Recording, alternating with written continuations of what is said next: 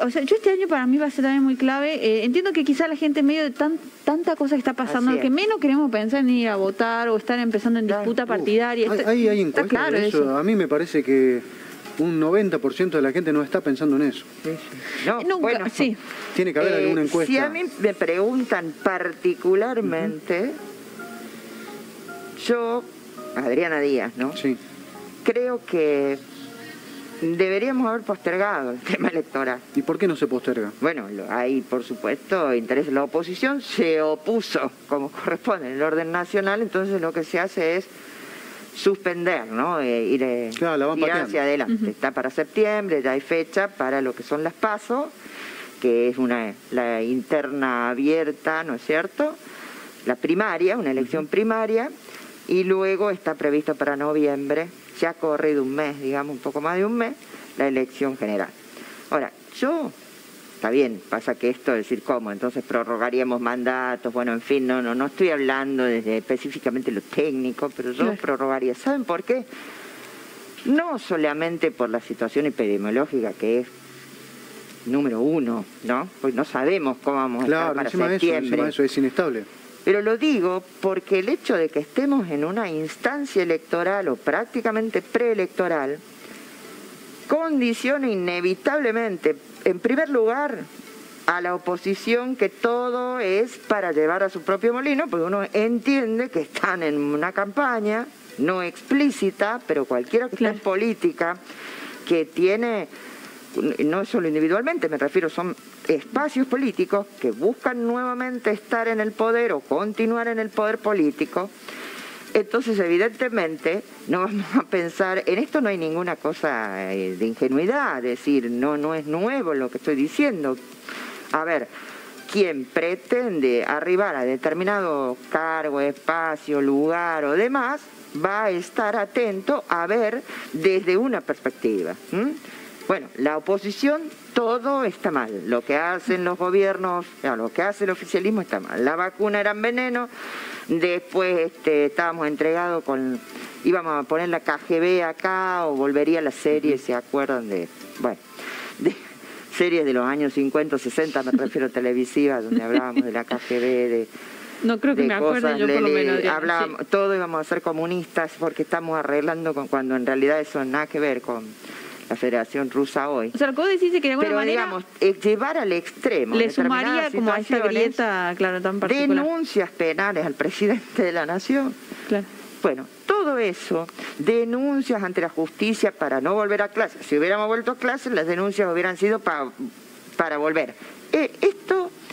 Esa práctica constante, permanente, de estar en campaña, tirando para esmerilar gobiernos que han sido legítimamente elegidos, que han llegado por el voto popular, que están legitimados, como dije, y que a los 3 meses nos toca encarar semejante tema, porque acá es pandemia. Estamos hablando de una cosa que no le tenía prevista nadie y que la veíamos de lejos todos cuando empezó en el otro punto del planeta. Mirá los chinos, encerraron a todos, decíamos, ¿cómo una ciudad toda encerrada, toda cerrada para parar esto? ¿Qué es? Bueno, nos llegó a todos.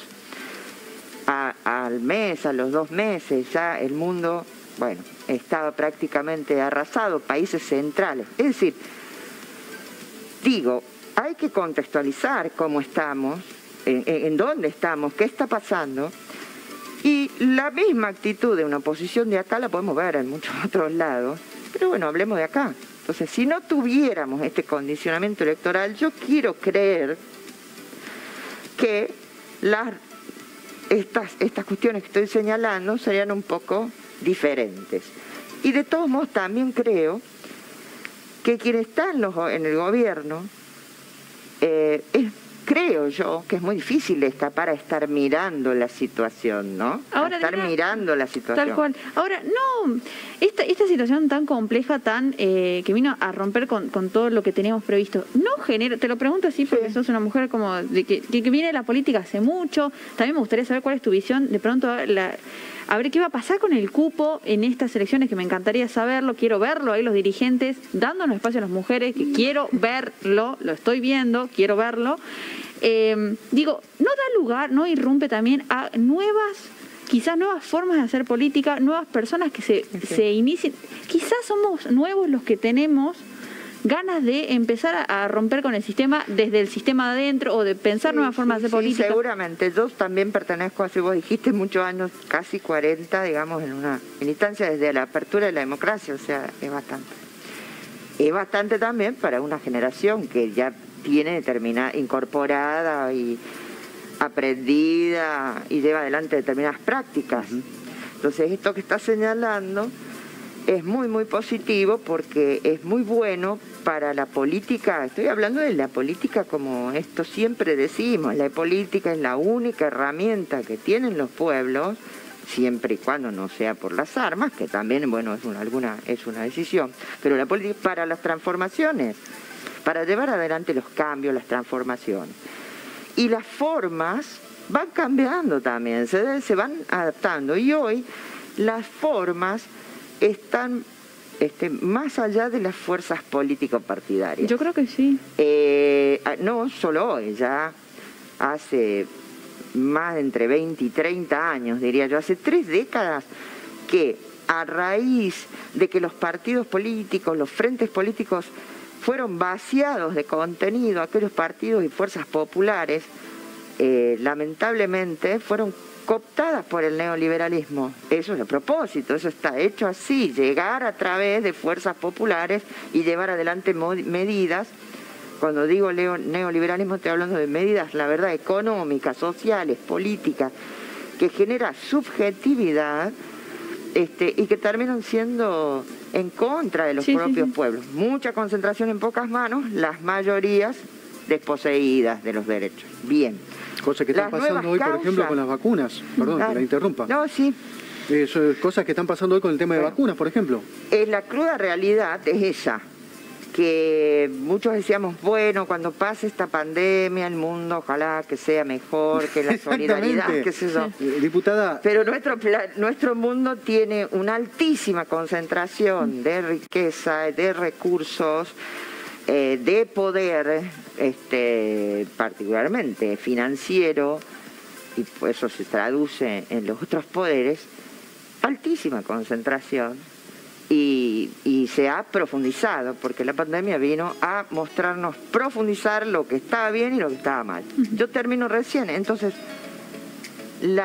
hace ya, como digo, unos cuantos años, que los activismos, los compromisos, las militancias se hacen a través de las causas, ¿no?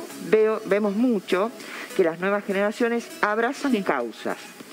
Las causas de los derechos de las mujeres y el feminismo, las causas vinculadas al ambiente, cada vez más jóvenes, ¿no? Cuidado del ambiente y del planeta. Y no tenemos que ir muy lejos, estamos hablando aquí de Catamarca, lo que ha sido esas dos luchas en particular. Entonces, digo aquí. Es un desafío para las fuerzas políticas que efectivamente, puedan representar esas causas de manera correcta. Yo creo que se puede dar algo muy interesante, como para cerrar el bloque político. ¿Qué va a pasar? Yo de verdad quiero ver quiero ver la paridad este año, pero quiero verlas quiero ver cómo los partidos, cómo los varones de la política ceden poder, ceden lugar y lo hacen. ¿Lo van a hacer? ¿Vos crees que alguien cede algo cuando se trata de poder? No. O sea, ¿qué quiero decir? Todos estos logros que esta legislación que está diciendo Lucía hace 25 o 30 años tuvimos que ir por el cupo, lo que se llamó cupo femenino, obligar, porque si no, no había forma de que las mujeres que venían con activismo, con militancia, con presencia, tuvieran la posibilidad de ocupar lugares expectantes, no para llenar listas, sino en lugares que puedan llegar a ser efectivamente acceder. Pero quedó ahí, porque el cupo que era 30% de 10, 3 tienen que ser mujeres, entonces ubicamos tercera, sexta y novena. Tercera, sexta y novena en una lista. Y el que era un piso fue un techo, el cupo. Entonces hubo que ir por más. Y hubo que ir, lo que se logró, que es todo lucha,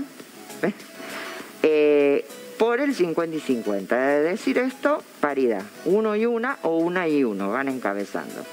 las leyes están y hay que cumplirlas. Así que ahora lo vamos a ver nosotros, ya está en el orden nacional, en las listas para diputaciones y cargos nacionales. Ahora lo vamos a poder aplicar o se va a poder ver en la provincia y va a ser así, no hay modo de que Tal no cual. sea así. Y hablando de este tema, bueno, se está cumpliendo casi un mes y días del fallecimiento de Sí. Marita Colombo. El 3 fue. El ¿Viste? 3. Fue el 3. Exactamente. Y digo, también asumió su cargo un varón, con todo el respeto que merece ese varón en particular, pero digo, qué injusto, de verdad que me pareció muy injusto. Entiendo que quizá tenga que ver con una cuestión de reglamento interno con ley. Pero Claro, porque al momento de cuando ingresó Marita en este último periodo, que fue el que me tocó a mí, cuando ingresamos en 2017, no estaba vigente la ley de paridad. Estaba vigente la ley de cupo. Y en realidad también hay un bache ahí porque nunca se logró. Yo estuve consultando, estuve viendo, estuve hablando. Y en cuanto a el cupo y el respeto en las listas de los suplentes, bueno, poca atención se le ha puesto. De todos modos, en ese orden le correspondía atendiendo a esa legislación. yo entiendo. También es discutible porque, bueno, como todo, ¿no? Tenemos media biblioteca por un lado, media biblioteca para otro. Sí hay argumentos, podríamos pelearlos, pero acá la situación es que en realidad Marita Colombo le estuvo, bueno, todos y todas hicimos en su momento su despedida, su homenaje, su reconocimiento, y hubo una propuesta de darle el nombre a una de las salas de reuniones que tenemos de comisión. Ella es una parlamentaria de muchos años, que ha estado también mucho tiempo aportando y trabajando en la legislatura. Y en la última sesión se votó y se le dio se le dio sanción al decreto, porque es un decreto presidencial de la Cámara. Y ahí es unánime el reconocimiento a ella como una de las mujeres, si no la más destacada, que ha dado la Unión Cívica Radical en Catamarca. ¿Cuál es el mejor reconocimiento que se le tiene que hacer en actitudes a una mujer que ya era icónico y que hoy es un símbolo? Ay, Martín, me encanta esa pregunta. Yo creo que es abrazar fuertemente una convicción y llevarla hacia adelante siempre, abrirle camino a las nuevas generaciones. Esto ella lo ha hecho muy claramente, y abrir la cabeza mucho para incorporar las nuevas ideas, las nuevas ideas, las nuevas causas. Son tres cuestiones que yo rescato, que destaco de ella, además de que he tenido una relación dar espacios, fuerte. Brindar espacios, abrir la cabeza. Sí. ¿Y cuál sería la otra? Y dije abrazar fuertemente una convicción. Y las convicciones. Sí, eso era Marita. O sea, hay que resumir. Y yo creo que en eso es la mejor forma en que se la puede reconocer, homenajear, destacar. Es como ella, como mucha gente tan valiosa y tantos que están sufriendo sin duda por esta enfermedad, ¿no? Vos también tenés una forma muy particular de ejercer, en este caso, tu banca, que es generando también una especie de campañas, como haciendo tus propias, con tus asesores, mucha lectura, mucha investigación, podemos decirle, sí, porque se basan en números, hacen estadísticas, generan como un contenido que esté más allá del trabajo legislativo, sino que de decir, bueno, acá hay una mirada, acá hay un problema, y eso fue un poco lo que pasó con la campaña de violencia obstétrica, que dio números muy interesantes y muy dolorosos también. Y quería que me cuentes un poco de eso, en qué derivó, porque más allá de toda la legislación que hay, lo visibilizaste aquí en Catamarca. Sí, existe una ley nacional desde 2004, lo contamos, ya es mucho tiempo, de la conocida como de parto respetado, que también hablamos de parto humanizado. Pero cuando estuvimos, sí, la verdad, trabajando, discutiendo con el equipo sobre las cuestiones de violencias por razones de género, que también están tipificadas en la Ley de Protección Integral para la prevención y sanción de las violencias de género, vimos que una de las modalidades de los tipos de violencia, que es precisamente esta violencia obstétrica, se hablaba muy poco. Es decir, al no hablar, se hablaba poco, se conocía poco, no se sabe qué es, Esta es una de las más naturalizadas. Entonces la verdad que empezamos así con lo que se diría un sondeo muy rudimentario entre nosotras, y vimos que pasaba eso. Entonces decidimos tomarlo como una campaña de información y sensibilización de lo que es violencia obstétrica, de los derechos que tienen las mujeres a partir de estas leyes que he mencionado antes, y dando lo que hay hasta el momento en el país, que está en el marco del Ministerio de Justicia y Derechos Humanos de la Nación, que es la CONSAVIC, es la sigla de una comisión que trabaja para visibilizar sanciones sobre violencia de género. Al frente está la doctora Prigozhin, y con ella nos hemos contactado, nos asesoramos, nos orienta. Bueno, es una genia, una mujer que ha trabajado en la reglamentación de la Ley de Protección Integral de las Mujeres, emblemática esta ley, y vimos que en la página de la CONSAVIC hay un listado de provincias que van teniendo, de acuerdo a las denuncias, las demandas, las consultas. Catamarca tenía 0. Entonces ahí tenés dos opciones: o nunca hubo ningún inconveniente respecto a violencia obstétrica, ningún caso, nunca se identificó nada, o se desconoce al respecto, y también se desconocía la vía por donde, por donde llega. Que en realidad no son denuncias como tipo justicia, sino que la CONSAVIC lo que hace es dar recomendaciones, asesoramiento, orientación, ¿sí? Bueno, y ahí decidimos encararlo fuertemente. Terminamos una etapa en la semana de parto respetado, que fue la última semana de mayo, y nos queda pendiente unos próximos encuentros de capacitación y formación, que lo seguimos trabajando. La idea es empezar a hablar de esto, que seguramente atraviesan muchas mujeres en sus partos y en el transcurso de sus embarazos. Estar atentos a que esto ocurre, y a mí me parece que hay algo o que siempre trato de aplicar en mi vida: hasta que no te pasa, no lo ves.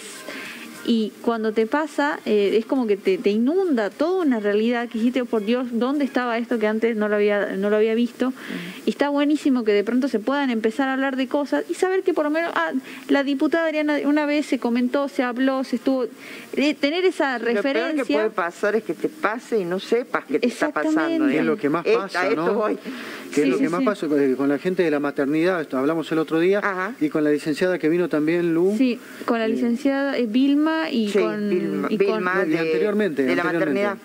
Que vino la licenciada, ¿cómo se llamaba? Ana Reynoso. Claro, que también hablaban, y me parece que acá está el espíritu que lo marca siempre: empezar a hablar, que se instale, que se empiece a hablar, que haya información, y de ahí en adelante surge todo esto. Porque te diría que en un porcentaje altísimo, lo que dicen, te pasa y no se dan cuenta. Claro, no lo saben. Es contra de nadie, o sea, se trata de ver los derechos. Exactamente. De visualizarlo, por eso decimos verlo, nos vamos a visualizar, y sobre eso hay que intervenir, hay que actuar. Sí. Desde distintos ámbitos. Estamos en la legislatura, el ámbito del Ejecutivo, ¿no es cierto?, a través de las direcciones de maternidad, de infancia, de adolescencia, la maternidad. Es para, cuando visibilizamos una situación, es para intervenir, no es para... La estamos iluminando para verla. Cuando la vemos en su dimensión, ahí vamos a ver por dónde es más conveniente atacarla. Y lo que sí dijiste, y termino, yo considero que sí, que los legisladores y legisladoras, más allá de que llevemos iniciativas en los parlamentos, muchas de ellas, las que consideramos centrales o que nos parecen importantes, las tenemos que militar. Es decir, hay que salir a trabajarlas, difundirlas, hacerlas conocer, bregar por ellas. Una es la educación sexual integral, que muchísimo de todo lo que nos pasa hoy, que estamos visualizando, tiene esa raíz. Cuando hablamos de abuso en las niñez en los primeros años, que se da en el marco intrafamiliar en el 75%. Grooming, ¿no? Acosos a través de las redes. De las redes, de internet, de lo que sea. Trata de niños y de personas. Embarazo en edad muy precoz. O inicio sexual en edades muy tempranas. o estas novedades que están, novedades, bueno, no son novedades, porque no hay ninguna novedad que varones adultos convivan o tengan vínculos con mujeres que no son mujeres, matrimonio son niñas. De infancias, de niñas. Con las niñas hasta los 18 años son niñas. Eso no lo tocamos y es tremendo. Esto es tremendo. Todo eso es tremendo. Eso es tremendo. Si se trabajara como la Ley de Educación Integral lo propone, que además no solo es ley, hay resolución del Ministerio de Educación de la Nación y de la provincia, y lleva más de 13, 14 años, ya perdí la cuenta, de que no se aplique, que no sea efectiva en todas las escuelas del país. La verdad, si esto lo empezás a trabajar con los niños de entre 4 a 5 años, porque incluso hasta nivel de educación superior, tendríamos otra sociedad, ¿no creen? Yo creo que sí. Totalmente. Porque igual los resultados, un trayecto educativo son unos 12 años más o menos, ¿no? 12 un poco más, con el nivel superior. Ahora, ese resultado lo va a haber después. O sea, vamos a necesitar unos 20 años y de acá en adelante, pero tendríamos una sociedad mejor. Y hay que empezar. Totalmente, urgente. Y no pasarían todas estas cosas. Es decir, yo veo así, educación sexual integral para empezar con nuestras generaciones desde chiquitos, vamos subiendo. Ley conocida como Ley Micaela, que es la capacitación obligatoria para todos los agentes del Estado, de cualquiera de los poderes, en perspectiva de género, equidad de género, enfoque de derechos humanos, ya nos toma adultos, ya nos toma trabajando, pero es necesario que lo hagamos. Y en el medio también hay un conjunto de legislaciones, pero estas me parecen así muy emblemáticas para lo que estamos hablando. Sin duda. Y para ir cambiando algo, bueno, ayer fue el 6 años del grito Ni Una Menos en Argentina, ante las olas de femicidios, y no es que se hayan acabado, muy por el contrario, hay más de 1.700 en estos, 1.717 en 6 años, y en realidad, bueno, eso es lo más dramático de la violencia o de la desigualdad respecto a las mujeres, o de lo que muestra el patriarcado. Militar la causa. Ahora, lo de abajo, el sustrato, hay una violencia simbólica que es difícil de detectar. Y hay un sistema que le llamamos patriarcado, que también es muy difícil de romper y de reconocer. Entonces, cuando vos decías, quiero ver a los varones, ¿cómo me decías? Dejando sus privilegios. Cediendo los poderes. Bueno, no van, creo, hace falta, yo lo digo así, es profeso, no es que diga no, porque hace falta una deconstrucción previa, un reconocer que tengo privilegios para saber que los estoy dejando, ¿sí? Exactamente. Si no hay conciencia, yo voy a estar atenta, te digo, Adriana, yo voy a estar ahí. No, hay obligación de respetar los 5. Bueno, los 5 no. Cuando empiecen a cerrar la paridad. Ahí voy a estar y hay cuestiones a donde los hombres venimos mal programados de mucho tiempo y a lo mejor no sabemos que hay cuestiones que no están bien. Y hay que asimilarlos, por supuesto. ¿Y sabes qué pasa? ¿Quiénes programamos a los varones? Bueno, generalmente es la madre, la progenitora, somos las propias mujeres. Mirá si es complejo el tema. Claro. Es decir, acá no es mujeres contra varones, no son los enemigos los varones. Necesitamos que todos tomemos conciencia de esto y de que particularmente cuando formamos, educamos con el gesto, educamos con un montón de aspectos, estemos pensando ya con otra cabeza distinta. Entonces esto es decir, es una transformación cultural que va a llevar mucho tiempo más. Y son cositas chiquitas. Yo estoy chocho el otro día, mi nene de 2 años estaba jugando a la comidita. Ay, con la nena de mi novia, y yo estaba chocho. Sí, son cositas así de chiquititas, pero que el día de mañana van a sumar. Es que vos estés contento, porque él es un niño, pero quizás nuestros padres te iban a sacar un bando de esa situación, ¿me entendés? Eso es hermoso. Adriana, yo te agradezco muchísimo esta invitación, de verdad, porque estuvo muy bueno. Nos queda para hablar un montón, pero tranqui, hoy es viernes, como decís, bueno, tranqui, ya hemos desplegado varios temas, así que no creo que sea la última vez que te invitemos, la verdad, porque está bueno. A mí me gusta mucho hablar de política y bueno, a veces porque es una hora de la tarde, nos divertimos, ¿viste? Pero es un tema que a mí me gusta mucho. Divertido. Muchísimas gracias de verdad por venir. Un saludo a todo tu equipo. Gracias a ustedes por invitarme. De verdad, muchísimas gracias. Chicuelos.